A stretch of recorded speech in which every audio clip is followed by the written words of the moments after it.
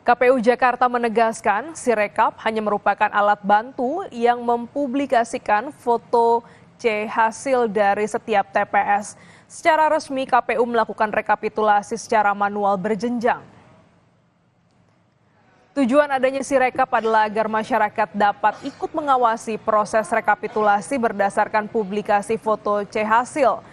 Anggota KPU Jakarta, Asri Megatari mengatakan Sirekap seluruh form C hasil dari TPS di Jakarta semuanya sudah diunggah di Sirekap.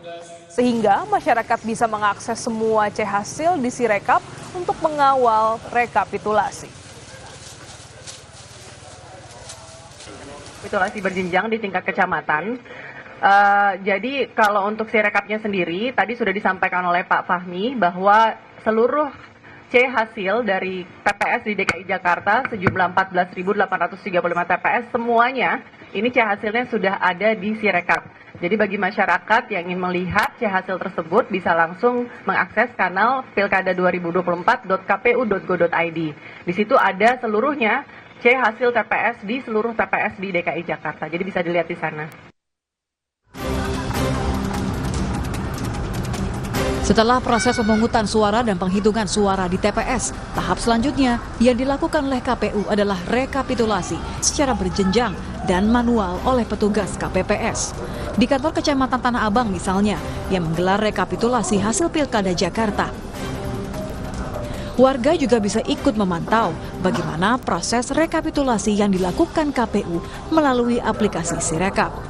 KPU Jakarta pun memastikan kerja petugas KPPS bekerja secara transparan dan profesional.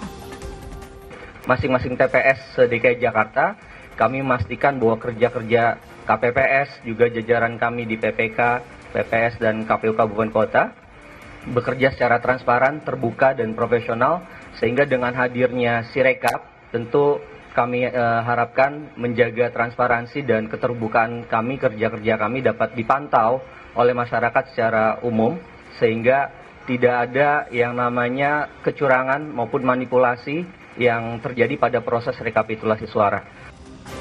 KPU menargetkan penghitungan suara di tingkat kecamatan dapat diselesaikan 6 hari pasca pencoblosan. Nanti hasil rekapitulasi kecamatan akan diplenokan di tingkat wali kota dan di tingkat provinsi. Ditargetkan hasil rekapitulasi Pilkada Jakarta akan diumumkan pada tanggal 16 Desember mendatang. Tim Liputan Kompas TV.